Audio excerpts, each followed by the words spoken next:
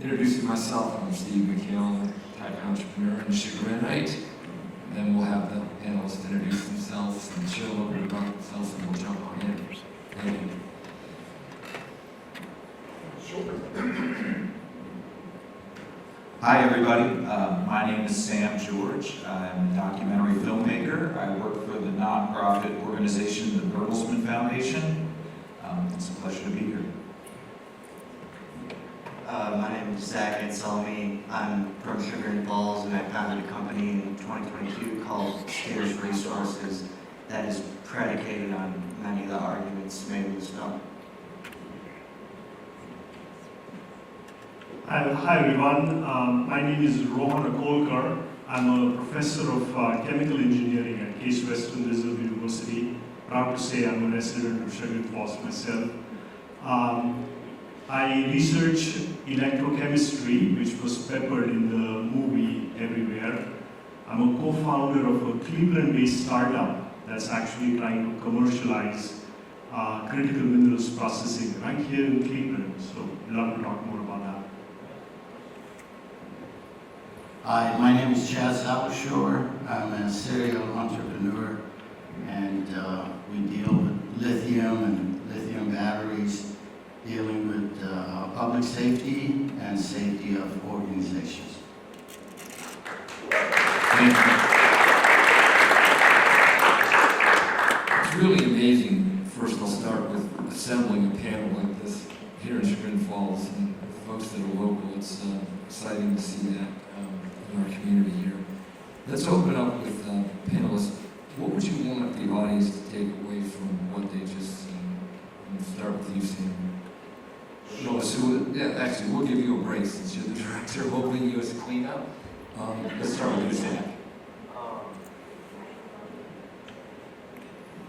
I think one of the biggest takeaways for me and what I would want you guys to take away essentially is there's a fundamental underinvestment in the processing of these rare commodities within our country and across the globe, but specifically our country.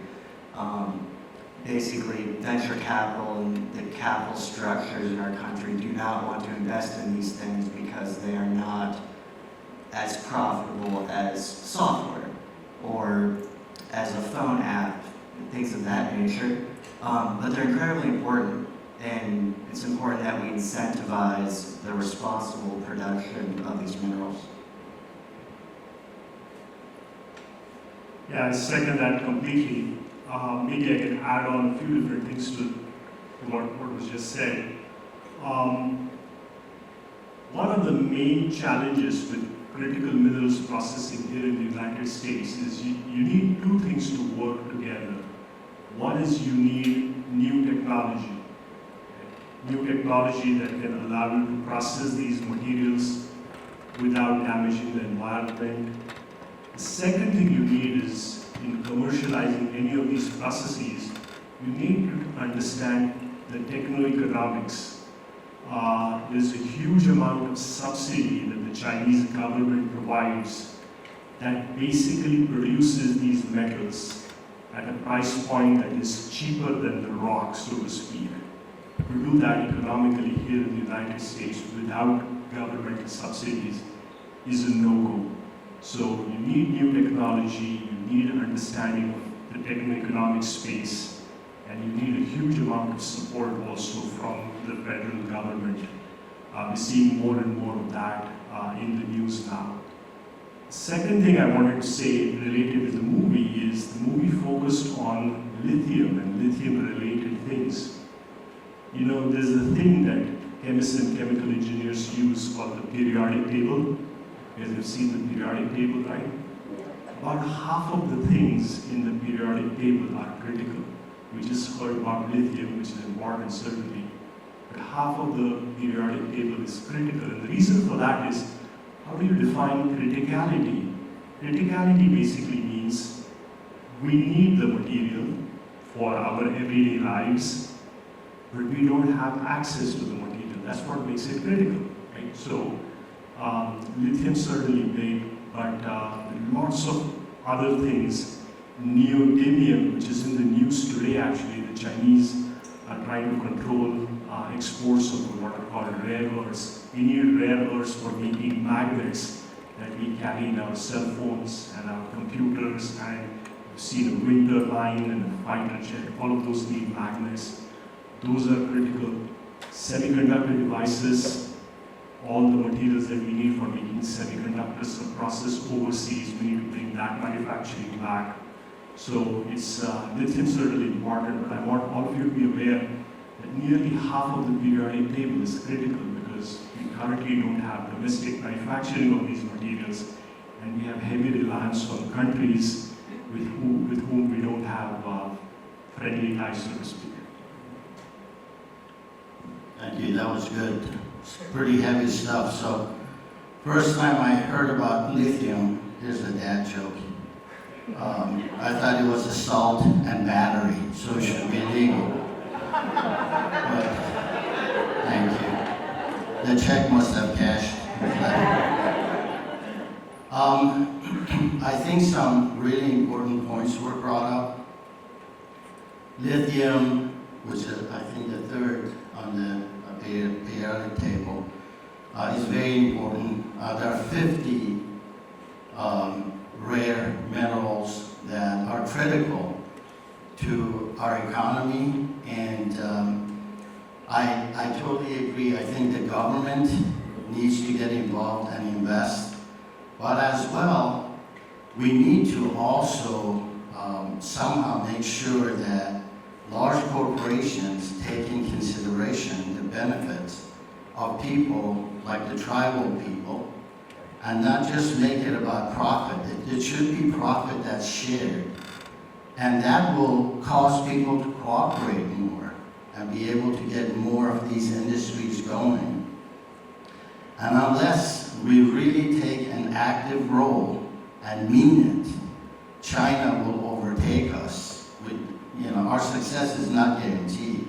It's really based on how much work and effort and cooperation we put into it. And the word cooperation means working together. So that's something that's critical that needs to be looked at.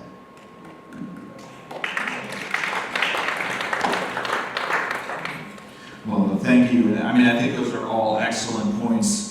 And I just want to start by saying thank you to the Chagrin Falls Documentary Film Festival, to Marianne, to Heidi, Grace, Morgan, the whole team. It's such a cool feeling for me. I just showed up here about an hour and a half ago. This is clearly a wonderful place, an incredibly friendly place, and it's so cool to just show up and be greeted by this wonderful audience. So thank you very much. What would I hope that you walk away from this? When I started this project, I'm just probably like most of you, completely addicted to these things. I can't get through the day without my phone. I can't get through the day without the computer, the tablet. Probably pretty soon I'll be in an electric car. And so it's not meant to pass judgment on anybody using these things. I'm number one in line in terms of using them all the time. But I had no idea where this stuff came from. And I don't think that's uncommon. I think a lot of us, it's sort of a box, and I had no idea the global process behind it. And so what I guess I hope to accomplish with this is a sort of like an introductory course to the major dilemmas, concerns, and also just the broader issues behind it, and to hopefully try to give you both sides, because I think that there's no clear answer here. It's a paradox, right? We're trying to get to a cleaner future, but to get there, there's a period that appears to be, it's a mining, it's a dirty process. So how do you square that paradox? If you can get a cleaner future, but it costs you the water of 15 communities in Chile, who has the right to make that decision? In Nevada, okay, maybe it hurts the environment, so some of the people don't want it, but for other folks, this is a job opportunity that otherwise doesn't exist. So we just want to, if you can walk away now, today, later on, this evening, when you go to plug in your phone at night, and see it in a little bit of a different light. I wouldn't expect anybody to stop using it, but just to understand a little bit more, I think that would be a success in my book. That's great. These are excellent comments, and appreciate that. Rohan, I'm thinking about something that we were recently talking about coming into this, which is repurposing part of GE Lighting, with a startup that's getting into processing some of these kinds of precious metals. And I think about it in the context for the whole group too. If we have time, we'll be watching on a tightrope. But also the national defense issue, right? Which is, okay, we're so reliant on China, and we know what that looks like in other experiences we've had. We know how well we've done as a country earlier when we literally, the government literally backed Silicon Valley, right? So we were the leaders. We were the leaders in R&D. We were the leaders in processing, and literally when you even think about where we're at in processing and technology. Start with you, Rohan. What do you think that means for us as a country? What do we really need to be doing? Your question is specific to the startup I developed. Yeah. So we heard for the last hour about lithium. Talk a little bit about another critical mineral called neodymium. It's hard to pronounce, neodymium. Okay. So neodymium is in every magnet. You've seen a magnet, except the ones that are on our refrigerators, not those.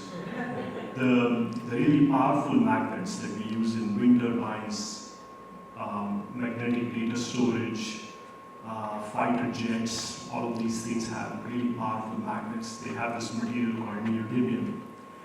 About 50 years ago, the United States was at the forefront of producing neodymium. Okay.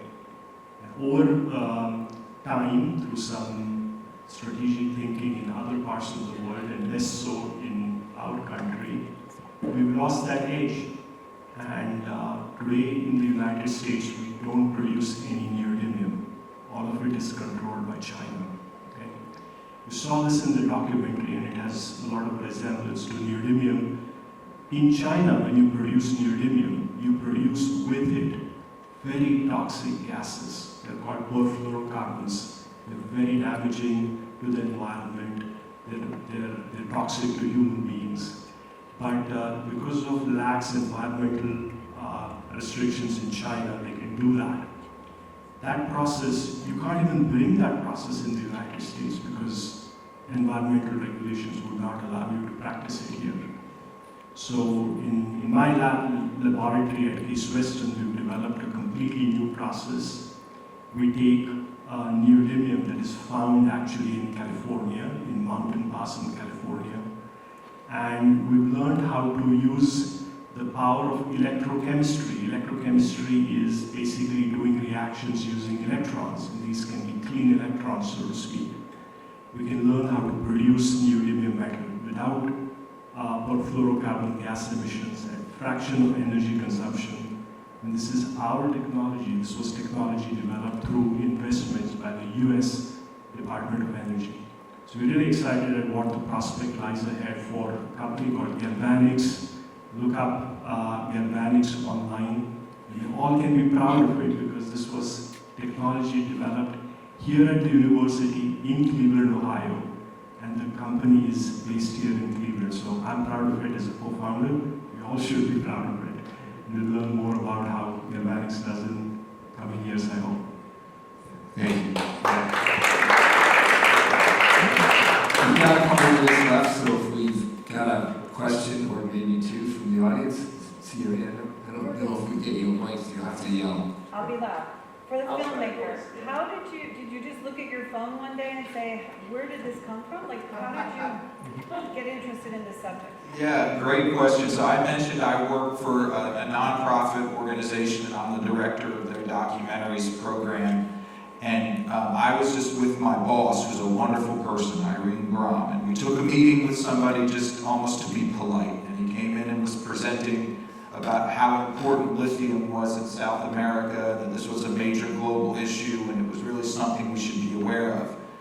And then it was really her that suggested this film, and at first I was like, I don't know, I'm not sure I'm the right person to do this. It's extremely complicated, and it's going to take a lot of time and money. And she said, well, that part we can support you with. And as I started to learn about it, I realized that even if I didn't know a lot about the science, it was a story I was definitely familiar with, both in terms of recently the China's strategy around the world is something that I had actually done work on before. And just more broadly, this history of extraction. I mean, this is new technology, but it's been centuries of more developed countries going to poorer countries and taking those things that they need, and somehow the poorer countries stay poor. And this was also a story I was broadly familiar with. And once I saw that, and once I saw the opportunity to really tell a global story, I mean, it's just an amazing opportunity. So I just dove in with everything I have. And in the end, I still don't necessarily, I mean, I've actually learned a lot about this stuff, mostly from these panels, because I get to speak with experts such as these three, and I hear these things, and now I can parrot back certain things. But really what I got to the heart of was those kind of moral dilemmas on the ground. And for me, the opportunity to tell a global story was just a great chance. So.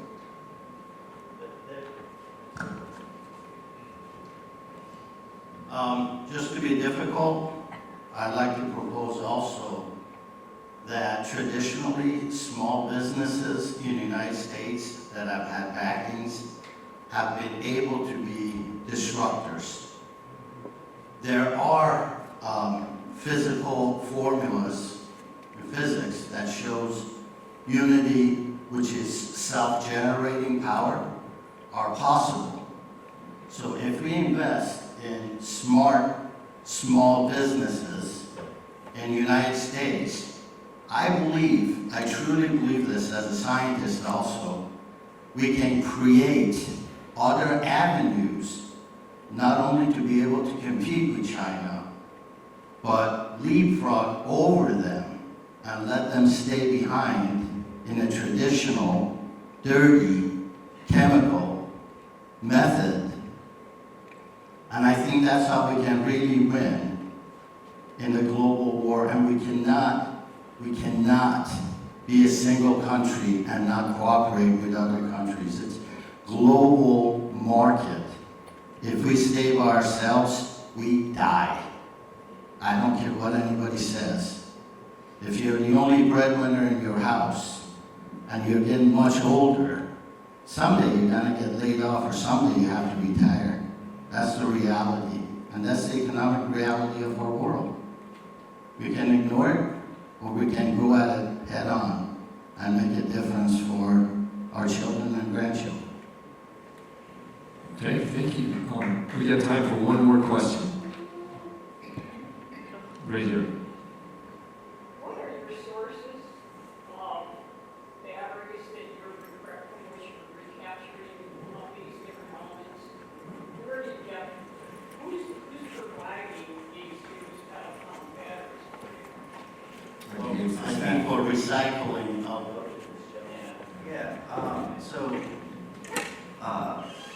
like you mentioned, there is a long list of rare and strategic metals, and so I specialize in electronic recycling, principally circuit boards, also batteries. What I like to say is a circuit board is like the S&P 500 metals. So you're going to have gold, silver, palladium, platinum, tantalum, copper, nickel, cobalt, and there's going to be varying amounts of these in these products. So I think a call to action for everyone here is to understand that, like, when you buy an electronic product, you are essentially subsidizing the mining of these metals. And then unfortunately, all of these metals leave our country and get re-refined. And then again, we subsidize it by buying something new. So like what was mentioned, there needs to be an investment in recovering these metals. And they're incredibly valuable. Like, the most resource-dense place on Earth is in our old electronics. And it will never be more resource-dense, because we use less and less as electronics, with new electronics. So. Right. Do you have a general collection source that are providing these to you, or how do you? Yeah, so essentially, my company Scarce Resources, we have a DBA called Sugar Impulse Electronic Recycling, so we offer free recycling to the community for batteries specifically, even household batteries. A lot of those two items specifically, we do to stay on mission. It's not the most profitable thing for us, but we're happy to recycle. Well, thank you. Yeah, that's all the time we have for our panel, so thank you, everybody.